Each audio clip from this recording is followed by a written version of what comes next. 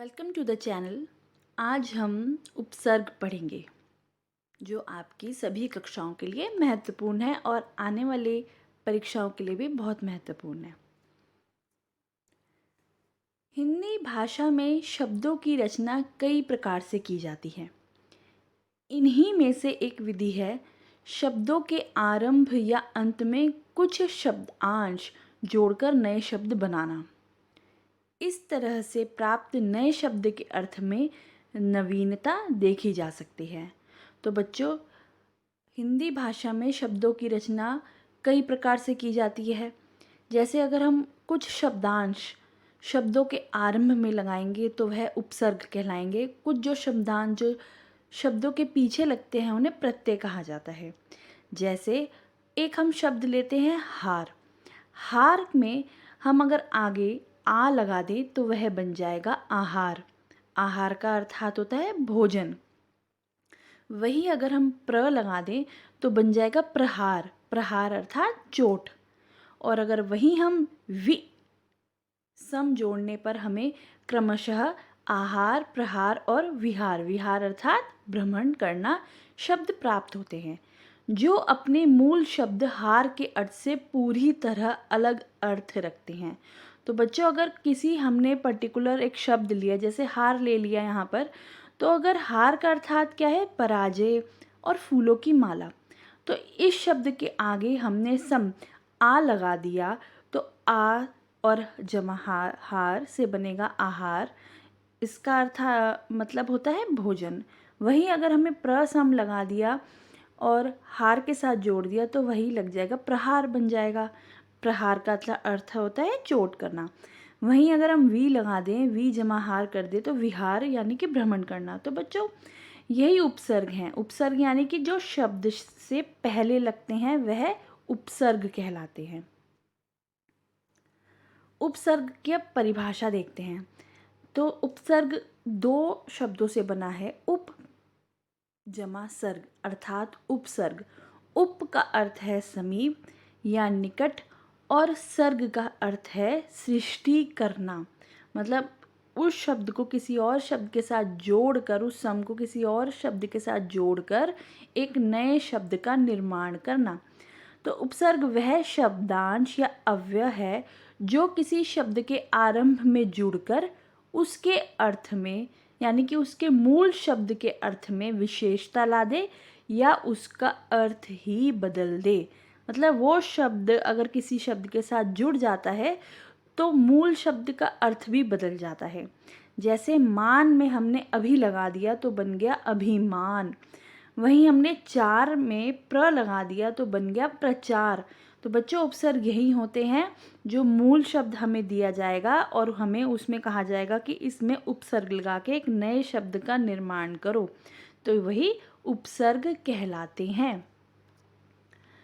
हिंदी भाषा में 3 प्रकार के उपसर्गों का प्रयोग होता है। संस्कृत के उपसर्ग जो कि कुल 22 उपसर्ग हैं।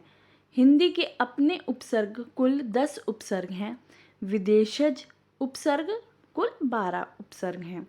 तो संस्कृत के उपसर्ग, हिंदी के उपसर्ग, उर्दू के उपसर्ग और अंग्रेजी के उपसर्गों का आगे हम वर्णन करेंगे। उपसर्ग की 3 गतियाँ या विशेषताएं होती हैं। पहली क्या होती है बच्चों? शब्द के अर्थ में नई विशेषता लाना। जैसे बल में हमने प्र जोड़कर प्रबल बना दिया, और वहीं शासन में हमने अनु लगाकर अनुशासन बना दिया। तो बल से बना प्रबल और शासन में हमने अनु जोड़कर उसको कर दिया अनुशासन। तो इसमें जो मूल शब्द है उसमें भी उसके उपसर्ग लगने के बाद उसमें नवीनता देखी जाती है।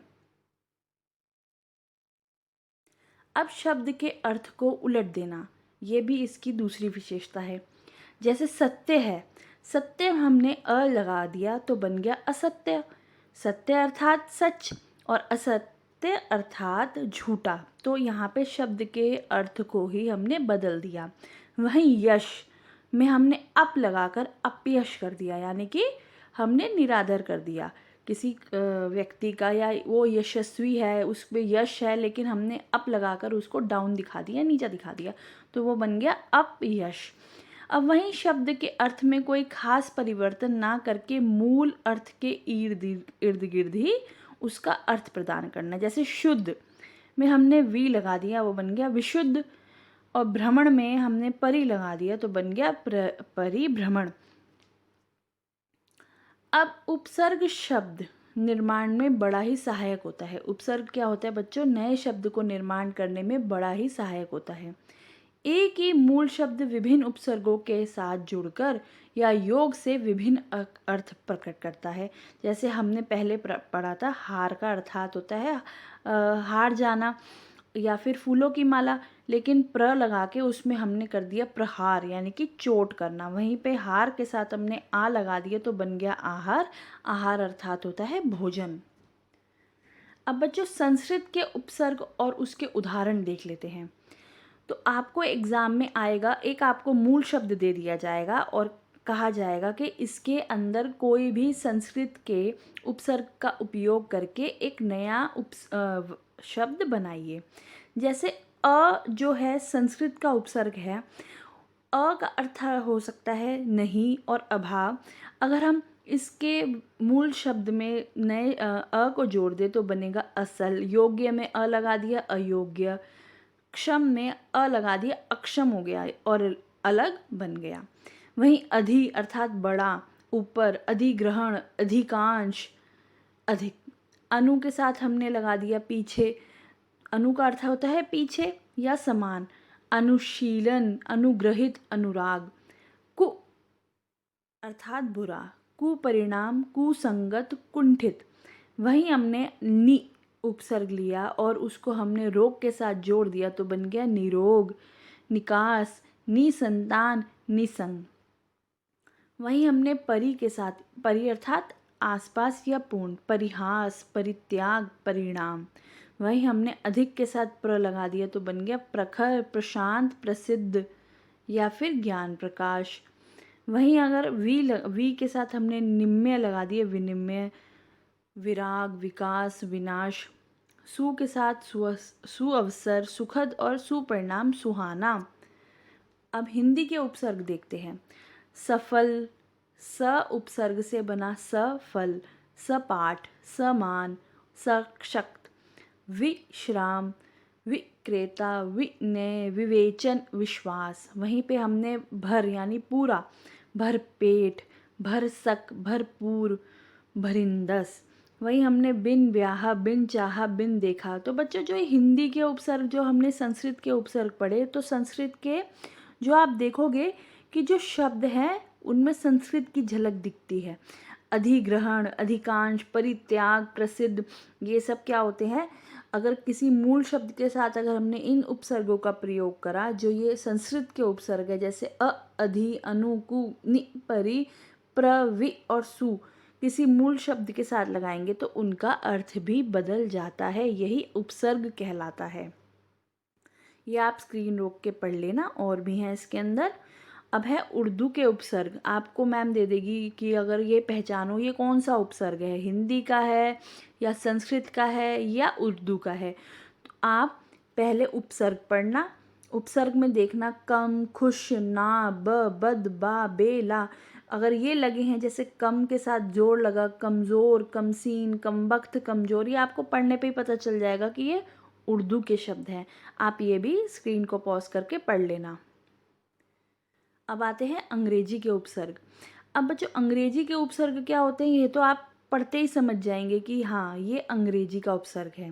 जैसे इंस्पेक्टर शब्द है, इन अंग्रेजी का इसका सब लगा दिया, सब अर्थात अधीन, छोटा। सब इंस्पेक्टर, सब एरिया, सब रजिस्ट्रार। वहीं डबल रोटी, double bed, double chance, half century, half pant, half plate.